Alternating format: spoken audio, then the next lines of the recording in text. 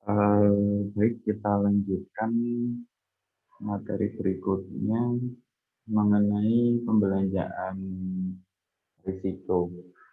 Pembelanjaan risiko ini memang harus dilakukan, dan sebagai seorang manajer risiko, kita harus paham mana yang harus dikeluarkan untuk membayar risiko tersebut, mana yang bisa disimpan terlebih dahulu. Karena seperti yang sudah disampaikan di pertemuan-pertemuan sebelumnya, bahwa sekali lagi risiko ini merupakan sesuatu hal yang tidak terduga-duga, gitu ya. Kemudian ada beberapa macam metode yang bisa digunakan dalam pembelanjaan ini. Yang pertama menggunakan risk financing transfer, kemudian yang kedua risk financing retention. Nah, nanti di belakang akan kita bahas satu persatu apa itu bedanya transfer dan apa itu bedanya retention.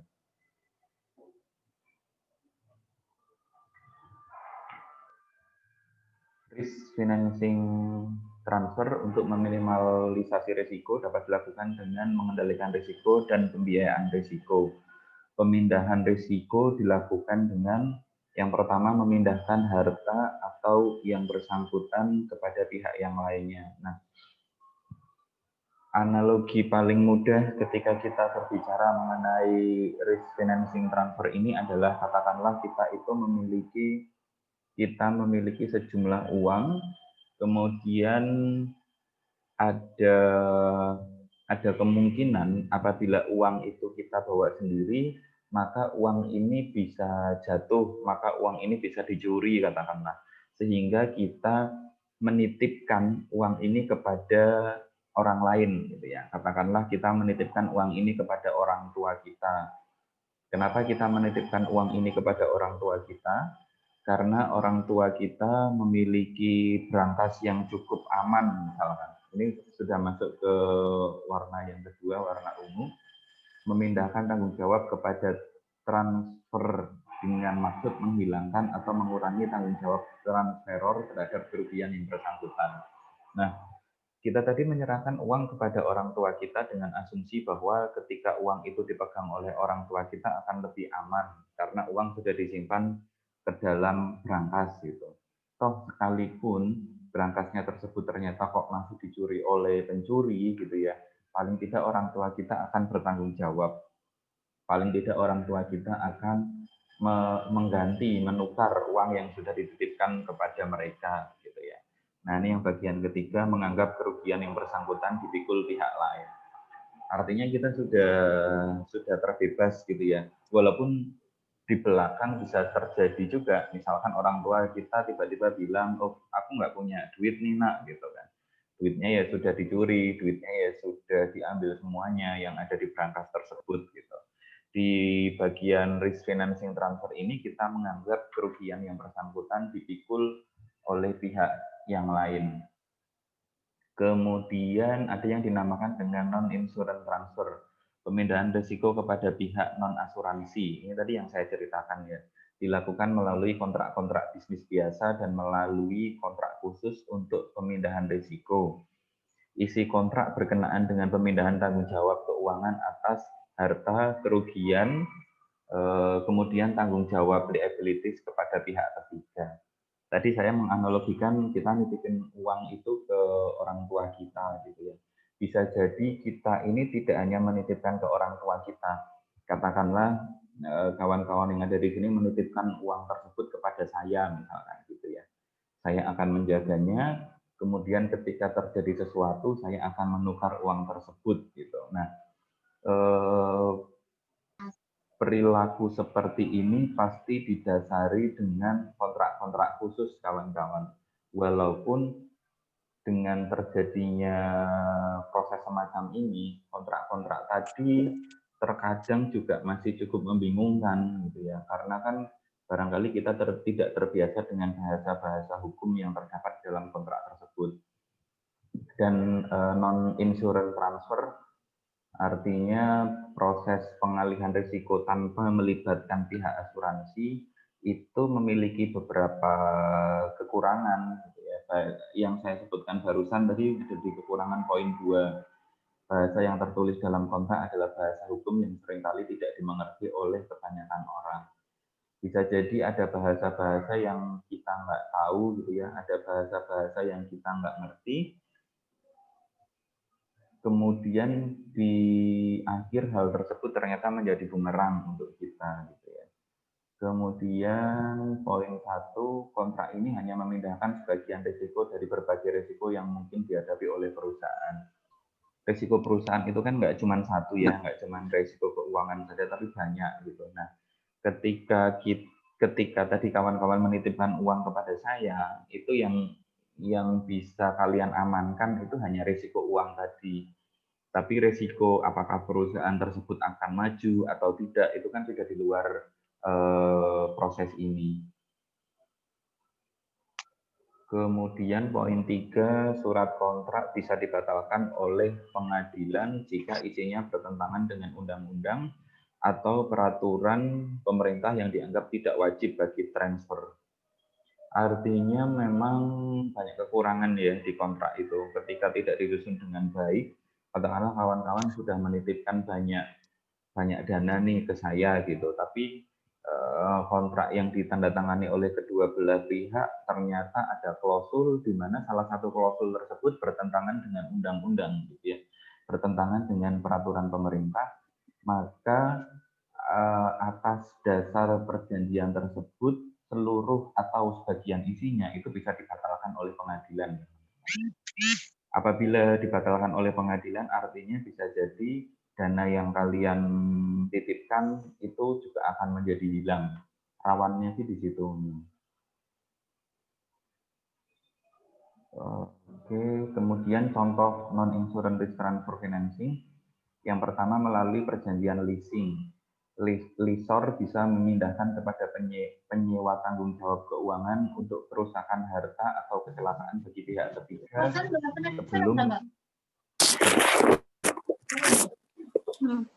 sebelum perjanjian ditandatangani, tanggung jawab dibebankan pada lessor. Nah, tadi misalkan kalian itu menitipkan dana ke saya gitu ya, bisa jadi karena dana tersebut merupakan tanggung jawab penuh saya akan mengamankan dana tersebut dengan melakukan perjanjian ke pihak lain. Itu sangat mungkin terjadi kawan-kawan. Artinya kalau sudah artinya ketika hal tersebut memang terjadi, risiko di kalian itu bertambah 2 kali lipat sebenarnya. Kemudian melalui perjanjian leasing, leasing bisa memindahkan risiko kepada lessor tergantung perjanjiannya. Berarti lessee terhindar dari risiko kerugian. Pemindahan risiko juga terjadi pada kontrak pengiriman barang, kontrak penyimpanan barang, kontrak pembuatan bangunan, di mana dalam kontrak dicantumkan adanya pembayaran premi risiko.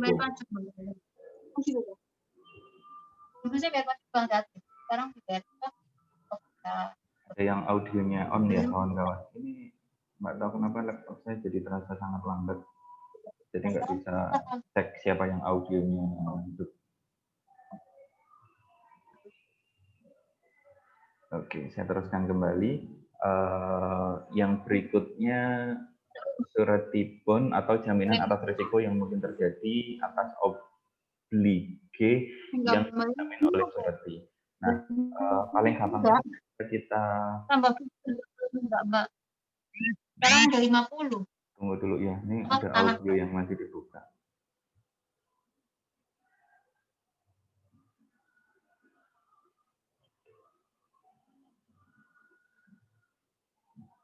Sudah ya.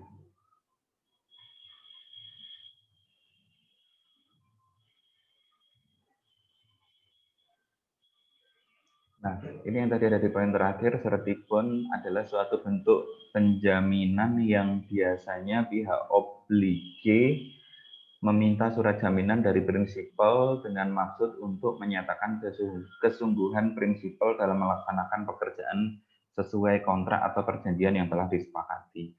Nah, misalkan contoh penggambarannya seperti skema yang ada di sini kawan-kawan. Yang pertama ini namanya oblige. Oblige ini adalah pemilik pekerjaan yang menyerahkan pelaksanaan pekerjaan kepada prinsipal. Prinsipal itu yang kanan ini, prinsipal. Prinsipal itu pelaksana, kontraktor gitu ya, prinsipal.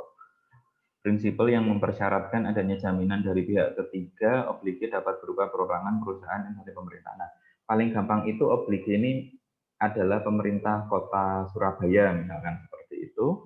Kemudian pemerintah kota Surabaya ini menawarkan pekerjaan. Pekerjaannya berupa perbaikan sarana transportasi kapal gitu ya, milik pemerintah kota Surabaya. Nah, pemerintah kota Surabaya kan nggak mungkin mengerjakan itu sendiri. Pemerintah kota Surabaya pasti akan melimpahkan perbaikan kapal tadi kepada pihak lain, gitu. Yang nantinya pihak lain tadi akan dilakukan oleh ini, yang namanya prinsipal ini, kontraktor atau pemborong. Nah, sebagai oblige, pemerintah kota Surabaya tentunya tidak akan lantas percaya gitu dengan seorang prinsipal ini tadi. Karena adanya unsur kewaspadaan dalam manajemen risiko, dia itu wajib menyerahkan yang namanya surat tibon tadi kawan-kawan, atau surat jaminan gitu ya. Surat jaminan ini bisa dikeluarkan oleh bank barangkali. Jadi misalkan tadi si prinsipal ini mau mengerjakan perbaikan kapal atau pembuatan kapal gitu ya. Prinsipal ini sebelumnya harus menyerahkan surat tibon atau surat jaminan kepada oblige, kepada pihak pemerintah kota Surabaya. Nah, jaminannya ini berupa apa? Bisa macam-macam kawan-kawan. Yang paling umum ditemui adalah surat jaminan dari bank. Jadi bank itu bisa memberikan suatu garansi bahwa seorang prinsipal ini memang memiliki sejumlah dana. Artinya ketika nantinya terjadi risiko dalam perbaikan kapal ini atau gagal atau kapalnya justru semakin rusak, surat tibon ini bisa digunakan oleh oblige. Oblige ini dapat mencairkan surat tibon tersebut gitu. Atau paling tidak oblige dapat melakukan tuntutan kepada prinsipal. Dan bisa dipastikan tuntutannya pasti akan dipenuhi gitu ya ketika terjadi sesuatu karena sudah ada yang namanya surat tibon. Ini adalah suatu garansi gitu yang bisa dikeluarkan oleh pihak yang berwenang, salah satunya adalah bank kawan-kawan.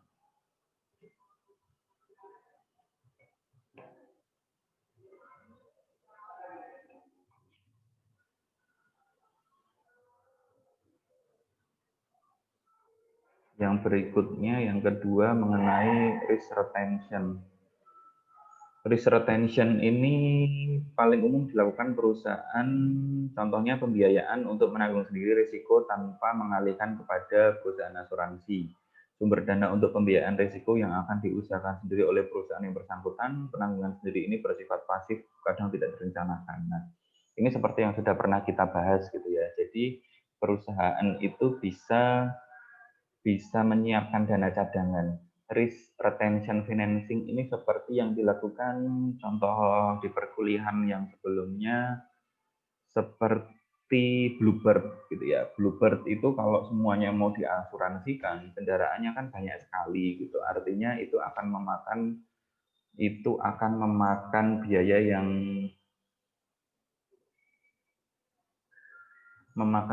yang sangat banyak gitu, sehingga Bluebird itu hanya menganggarkan, misalkan dia mengalokasikan menyimpan 10% dari keuntungan yang ada. 10% keuntungan yang ada nantinya bisa dikeluarkan apabila memang terjadi risiko dalam pengelolaan bisnis tersebut.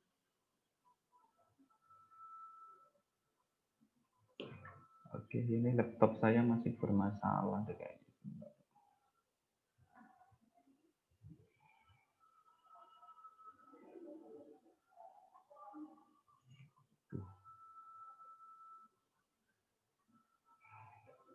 Alasan perusahaan melakukan retention atau penahanan ya, retention, keharusan karena tidak ada pilihan gitu. Keharusan karena memang tidak ada pilihan. Ketika kita melimpahkan ketika kita melimpahkan risiko kepada pihak lain, asuransi misalkan, tentunya hal tersebut akan sangat mahal, kawan-kawan. Paling mudah apa ya, ketika kalian coba kredit sepeda motor gitu ya, ketika kawan-kawan coba lihat komponen asuransinya itu sangat banyak sekali, kawan-kawan. Karena memang bagi pihak asuransi hal tersebut juga mereka bermain-main dengan risiko sebenarnya gitu ya. Yang mereka jual adalah jasa untuk meminimalisir risiko atau jasa untuk menghilangkan risiko. Kalau kalian pengen beli kendaraan bermotor yang relatif lebih murah, ya nggak usah pakai asuransi atau nggak usah kredit misalnya, itu pasti harganya akan jauh lebih murah. Itu bisa dilakukan karena memang tidak ada pilihan gitu ya. Tapi bagi perusahaan-perusahaan yang memiliki dana lebih, ya nggak ada masalah ketika dia mau mengalihkan risiko kepada asuransi. Kemudian yang kedua, biaya yang harus dikeluarkan lebih hemat, jelas, sangat jelas ini. Asuransi itu tidak murah gitu ya. Jadi alasannya itu salah satu alasan yang digunakan oleh Bluebird. Kenapa Bluebird lebih memilih mengurangi keuntungannya daripada harus mengeluarkan biaya yang dibayarkan kepada asuransi. Kemudian yang ketiga, kerugian dan harapan. Retention ini dilakukan karena perusahaan itu sudah menimbang-nimbang kerugian. Gitu ya. Artinya Bluebird itu juga nggak semata-mata ketika tidak memiliki asuransi terus bisa seenaknya sendiri, itu enggak, kawan-kawan. Justru dengan ketidakadaannya asuransi, Bluebird itu akan lebih berhati-hati. Para drivernya benar-benar di-training untuk melakukan standar operasi yang baik gitu ya. Misalkan sebelum berangkat harus melakukan pengecekan tekanan udara, harus memastikan mesinnya bagus, wipernya berjalan dengan lancar, dan seterusnya. Opportunity cost, pilihan biaya asuransi tidak digunakan, kemudian kualitas dari pertanggungan dan pajak. Gitu ya. Ketika memang kita tidak menggunakan asuransi, otomatis juga nggak akan muncul pajak, gitu, karena kita tidak melakukan pembelian jasa asuransi tersebut. Artinya ketika nggak perlu bayar pajak, nggak perlu bayar asuransi, biaya yang dikeluarkan oleh perusahaan itu berkurang gitu. Dengan kata lain, perusahaan bisa lebih berhemat.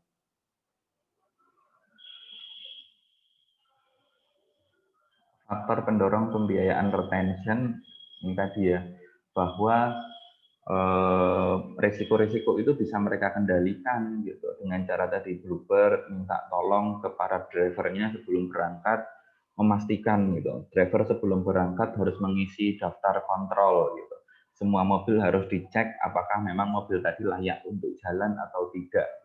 Kalau ada salah satu indikator yang menyatakan bahwa mobil tadi tidak layak jalan, maka mobil tadi benar-benar nggak boleh keluar dari pool, dari garasi mereka, misalkan seperti itu.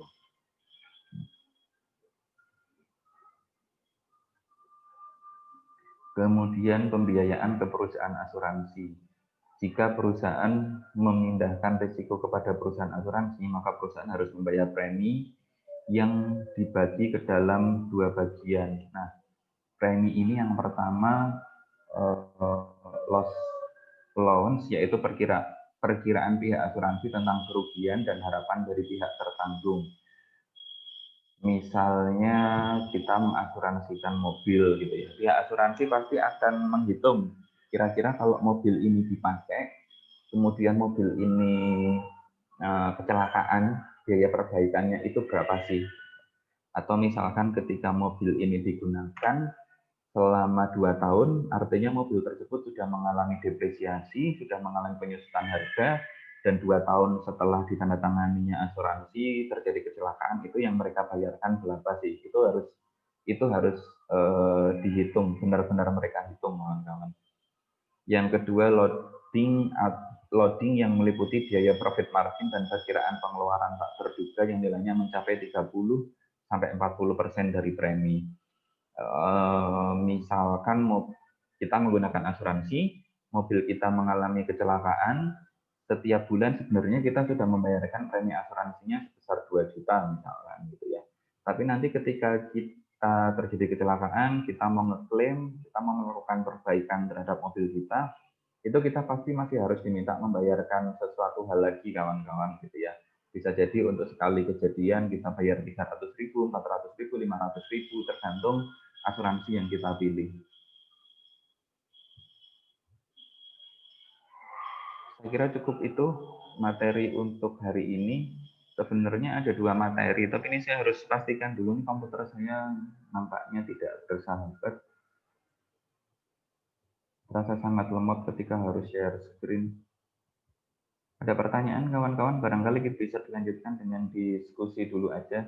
Nanti kalau perlu saya tampilkan materinya tadi akan saya tampilkan kembali.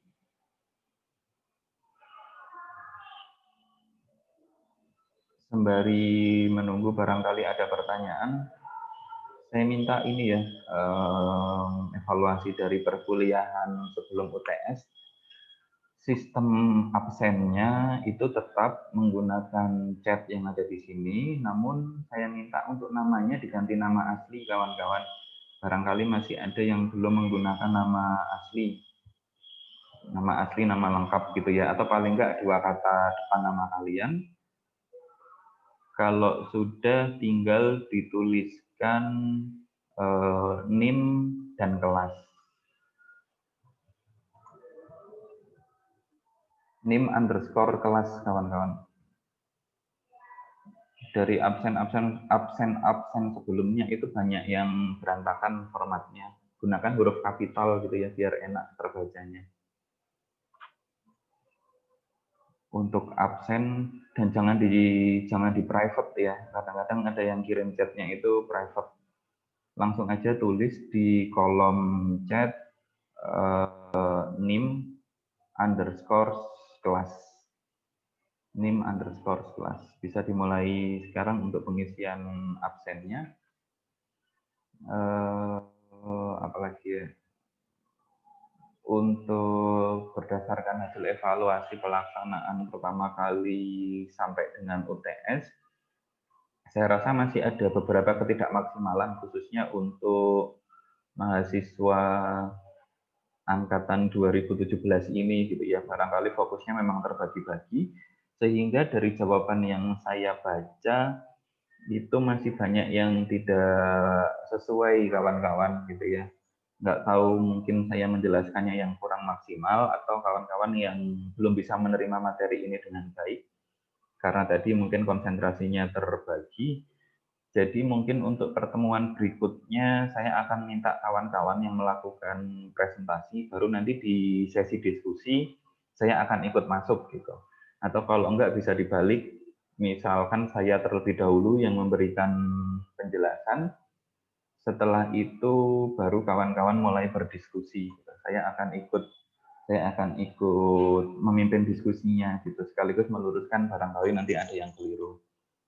Kemudian sifat presentasinya seperti yang sebelumnya sukarela, namun ini akan sangat saya prioritaskan dan walaupun sukarela itu tetap harus ada yang melakukan presentasi setiap kali pertemuan. Saya kira demikian. Ada pertanyaan kawan-kawan?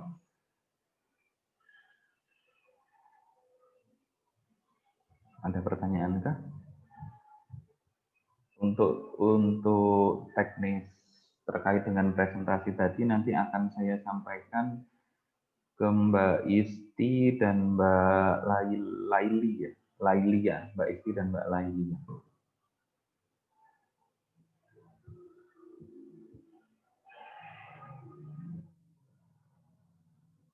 Ada lagi kawan-kawan? Ada pertanyaan? Cukup? Cukup, Pak. Oke, baik. Terima kasih banyak. Absen masih saya buka sampai 5 menit ke depan ya. Sebelum nanti akan saya rekap. Yang sudah mengumpulkan ujian, barangkali ada yang terlewatkan, bisa cek di Berlinda. Namanya sudah saya share semua di sana. Absen akan otomatis terhenti di 13.05. Terima kasih kawan-kawan, selamat siang. Terima kasih Pak, selamat siang. Terima kasih, Pak. Selamat siang.